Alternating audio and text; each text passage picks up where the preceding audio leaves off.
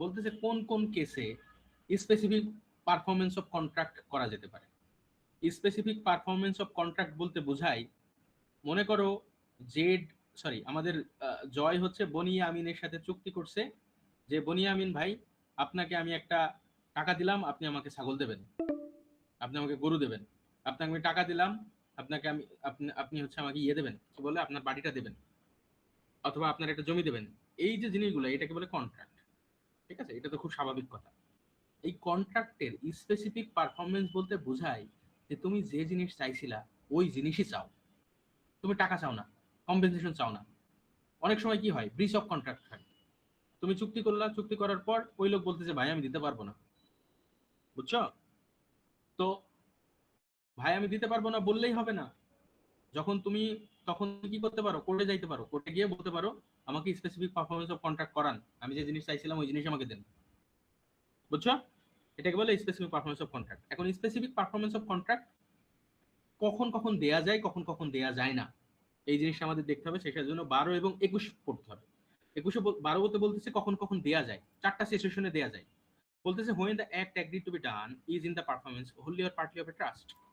বলতেছে এমন কাজ, এমন যে কাজ, এমন কাজটা করার জন্য চুক্তি করা হয়েছে যেটা ট্রাস্ট। ব্যাপার হচ্ছে এরকম,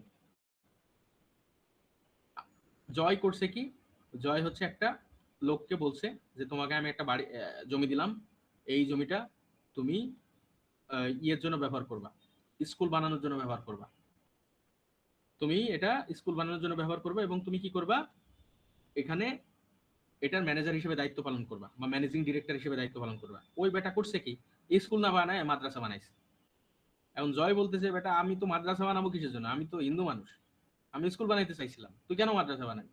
জয় কোর্টে যাইতে পারে, কোর্টে গিয়ে বলতে পারে আমি যেখানে এটা, কারণ কারণ ওই লোক তো ট্রাস্টি, আমার ওই ট্রাস্টি যে ও তো বাধ্য আমার কাজ করার জন্য। এই জন্য এমন কোনো কাজ যেটা আসলে একটা ট্রাস্ট, ওই জিনিসটাকে বাধ্য করানোর জন্য, স্পেসিফিক পারফরমেন্স করানোর জন্য কোর্টে যাওয়া যেতে পারে এবং কোর্টের কাছ থেকে স্পেসিফিক পারফরমেন্স চাওয়া যেতে পারে। বোঝা গেল প্রথম অংশটুকু? হ্যাঁ বা নাতে উত্তর দিবা। Yes sir. আচ্ছা, বি নম্বর খুবই সহজ, where there exists no standard for ascertaining the actual damage caused by the non-performance of the agreed to be done। বলতেছে যে কাজটা করার জন্য চুক্তি করছিলা ওই কাজটা যদি না করে, তাহলে অপরপক্ষ যদি বলে ভাই আমি কাজ করতে পারি নাই, এই জন্য আপনাকে আমি কিছু টাকা দিয়ে দিই, কম্পেনসেশন দিয়ে দিই, কিন্তু কোর্টের কাছে যদি মনে হয় যে এই compensation is not adequate relief, এখানে যে কাজ করার জন্য কথা বলা হয়েছিল সেই কাজই করা উচিত, তাহলে তোমার সেকশন 12 এর বির আন্ডারে স্পেসিফিক পারফরমেন্স অফ কন্ট্রাক্ট করা যেতে পারে। তুমি কারোর কাছ থেকে একটা জিনিস চাইছিলা, সে ব্রিচ অফ কন্ট্রাক্ট করে ফেলছে, করে বলতেছে ভাই টাকা দিয়ে দিই ভাই, সরি ভাই, এবং কোর্ট মনে করতেছে একটা টাকা দিলে এখানে অ্যাডিকুয়েট রিলিফ হবে না। যেমন মনে করো তুমি কারোর কাছ থেকে একটা জমি কেনার চুক্তি করছো, এবং জমিটা তোমার বাবার খুব ইচ্ছা ছিল ছোটবেলাতে যে ওই জমিটা আমি কিনবো, এখানে একটা বাড়ি বানাবো। তুমি চুক্তি করে বলছো, টাকা দিয়ে দিছো তাকে, দুদিন পরে সে বলতেছে আমি টাকা দিয়ে ভাই আমি টাকা ফেরত দিয়ে দিই আপনাকে, আপনার কিছু লস হয়েছে, এই টাকাও দিচ্ছি, বাট বাড়ি আমি দিতে পারবো না। তুমি কোর্টে গেলা, কোর্টে গিয়ে বললা যে এই যে চুক্তিটা হয়েছে এই চুক্তিটা আসলে টাকা দিয়ে মাপা যায় না, কারণ কি আমার বাবার এখানে স্বপ্ন ছিল এই জায়গাতে বাড়ি বানানো, আমি এই জমি আমি ছাড়বো না। তখন কোর্ট কি করতে পারে, তোমাকে স্পেসিফিক পারফরম্যান্স অফ কন্ট্রাক্ট দিতে পারে। 3 নম্বর হচ্ছে when the act agreed to be done is such that pecuniary compensation for non performance would not afford adequate relief। এটাই তো দেখলাম আমরা।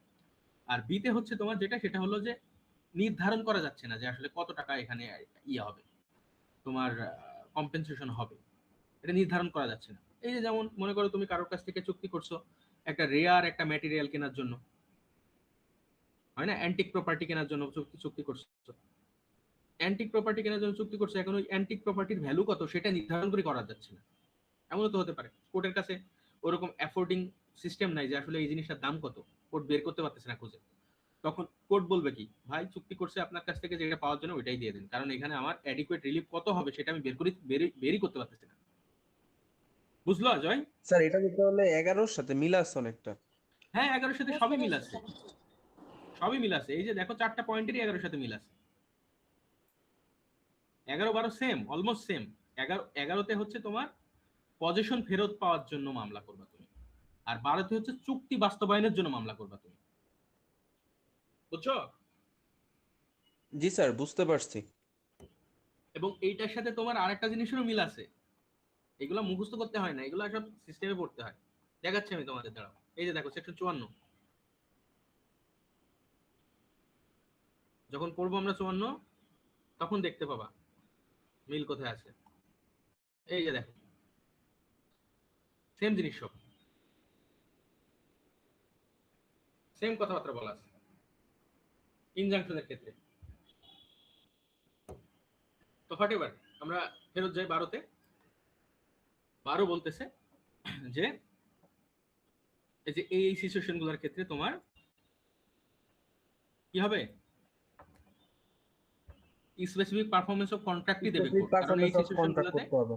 হ্যাঁ, কারণ 11 তো ওই কথাই বলছিল যে ওই সব ক্ষেত্রে ওই প্রপার্টিটাই ফেরত দেওয়া হবে, তখন আর কম্পেনসেশন দিয়ে তোমাকে কোনো ধরনের ইয়ে করবে না, রিলিফ দেওয়া হবে না। আরেকটা পয়েন্ট দেখো, লাস্ট পয়েন্ট যেটা, সেটা বলতেছে যে when it is probable that pecuniary compensation cannot be got for the non-performance of the act agreed to be done, মানে এমনও সিচুয়েশন হতে পারে যে আসলে টাকা দিয়ে কম্পেনসেশন পাওয়াই যাবে না। মানে যে লোক, মনে করো যে লোকের সাথে তুমি চুক্তি করছো, সাপোজ ওই লোক নিজে ইনসলভেন্ট হয়ে গেছে, তাহলে তার হাতে অপশন কি? তোমাকে যে জিনিসটা চুক্তি করছিল ওইটাই তো দেবে, তাই না? কারণ সে তো টাকাই দিতে পারবে না তোমাকে কম্পেনসেশন হিসেবে। বুঝা গেল? বুঝা কি গেল? জি স্যার। ওকে। সে দেউলিয়া হয়ে গেছে, তো দেউলিয়া হয়ে গেলে সে তো কম্পেনসেশন দিতে পারে না। সে যেটা করতে পারে, সে ওই যে জিনিসের জন্য চুক্তি করছিল ওই জিনিসটাই ফেরত দিতে পারে। সো টোটাল সিচুয়েশন তুমি বুঝলা। সো এই এই এই ক্ষেত্রে কোর্ট কি করতে পারে, তোমাকে কম্পেনসেশন এর পরিবর্তে স্পেসিফিক পারফরমেন্স অফ কন্ট্রাক্টটি দিতে পারে।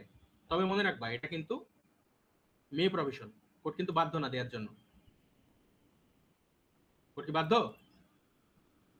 না স্যার, বাধ্য মেয়ে না, দেওয়া আছে। মে দেয়া আছে। এই সিচুয়েশন গুলোতে পড়লেও কোর্ট দিতে বাধ্য না, কোর্ট দিতেও পারে নাও দিতে পারে। বোঝা গেল? কোর্ট বলতে পারে ভাই কম্পেনসেশন নিয়ে নেন, যান দাফা করেন। বোঝা গেল? আচ্ছা। কিন্তু স্যার কেউ যদি বলে যে না আমার ওই জিনিসটাই লাগবে, তো সেই ক্ষেত্রে তখন কোর্ট এই জিনিসগুলো বলে যে আচ্ছা আপনি তাহলে ওইটা নেন। ওমা, সবাই তো ওই জিনিসটা লাগবেই বলেই তো স্পেসিফিক পারফরমেন্স অফ কন্ট্রাক্টের জন্য যায়। এবং এই ক্ষেত্রগুলো দেখায়, এই ক্ষেত্রগুলো দেখায় যে তোমার ইদার এটা একটা এমন একটা জিনিস যেটার কম্পেনসেশন নির্ধারণ করা যাবে না, অথবা তোমার কম্পেনসেশন অ্যাডিকুয়েট রিলিফ হবে না, এইসব জিনিসই দেখায় নর্মালি সবাই গিয়ে। বুঝছো? তখন কোর্ট যেটা করতে পারে সেটা কোর্ট ডিসক্রিপশন ইউজ করে দিতে পারে, হ্যাঁ ঠিক আছে দিলাম, অথবা নাও দিতে পারে। এটার সাথে 21 যখন মিলাই পড়বো তখন বুঝতে পারবো যে কখন দেয় কখন দেয় না। এই সিচুয়েশনে পড়লেই যে দিতে হবে এমন না, এটার সাথে 22 মিলাই পড়তে হবে। দেখাচ্ছি আমি তোমাদের। আপাতত দেখো যে কখন দিতে পারে, টোটাল 4টা সিচুয়েশনে দিতে পারে। ওকে, বুঝা জি গেল? স্যার। ওকে। এখানে বলতেছে যে যদি না, যখন একটা ইমুভেবল প্রপার্টি কেনার জন্য চুক্তি হবে, একটা স্থাবর সম্পত্তি কেনার জন্য যখন চুক্তি হবে, কোর্ট তখন এটা ধরেই নেবে যে এইখানে টাকা দিয়ে অ্যাডিকুয়েট রিলিফ পাওয়া সম্ভব না। কোর্ট এটা প্রিজিউম করে নেবে। বুঝছো? এখানে এটা এক্সপ্লেনেশনে বলে দিছে যে যখন একটা ইমুভেবল প্রপার্টি কেনার জন্য চুক্তি হবে, মনে করো জয় চুক্তি করছে আমাদের কি বলে বনিয়ামিনের সাথে, যে ভাই আপনার এই জমিটা দেন, আপনাকে আমি টাকা দিচ্ছি, একটা ইমুভেবল প্রপার্টি কেনার চুক্তি। কোর্ট এখানে ধরে নেবে যে এইখানে এই বনিয়ামিন যদি বলে যে আমি এত টাকা দিয়ে দিলাম, এত টাকা দিয়ে দিলে ভাই আপনি আর জমিটা নিয়ে চায়েন না, আমি আরেক জায়গায় বিক্রি করে দিতে চাই, এন্ড জয় বলতেছে না আমার জমিটাই লাগবে, স্পেসিফিক পারফরমেন্স চাচ্ছে সে। আইন বলতেছে যে কোর্ট প্রাথমিকভাবে যে প্রিজাম্পশনটা নেবে সেটা হলো এইখানে টাকা পয়সা দিয়ে অ্যাডিকুয়েট রিলিফ পাওয়া সম্ভব না, ওই জমিটা দিলেই তবেই তোমার প্রপার রিলিফ হয়, এটা প্রাথমিক প্রিজাম্পশন। তবে হ্যাঁ, বনিয়ামিন যদি অন্যভাবে প্রুভ করতে পারে যে স্যার আসলে এই জমিটা ছাড়া আসলে আমার আর কোনো জমি নেই স্যার, এই জমিটা আসলে বিক্রি করলে আমি বিপদে পড়ে যাব, তখন যখন দিতে চাইছিলাম তখন টাকা খুব দরকার হয়েছিল, কিন্তু এখন স্যার ওই টাকাটা আমার আপাতত দরকার নাই, এই জমিটা যদি বিক্রি করে দিই আমি তো পথে চলে যাব স্যার, পথে থাকা লাগবে, তখন আবার কোর্ট কি প্রিজাম্পশন নিতে পারে, ঠিক আছে ওকে, টাকা দিয়েই অ্যাডিকুয়েট রিলিফ হোক। বুঝছো? জি স্যার। এই বোঝা গেল না? বোঝা গেল না?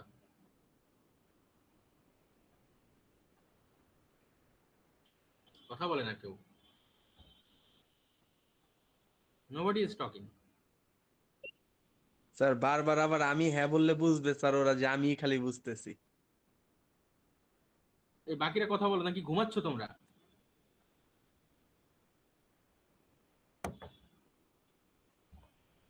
এই সোনিয়া,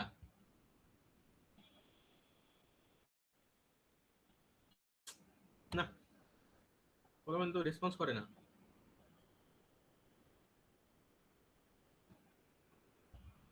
বনিয়ামিন, জি স্যার। এই বুঝছো তুমি? জি স্যার, বুঝছি স্যার। ওকে, খন্দকার আসপিয়া বুঝছো?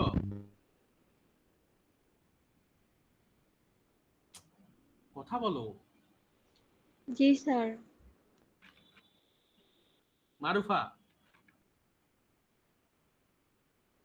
মারুফা বুঝছো?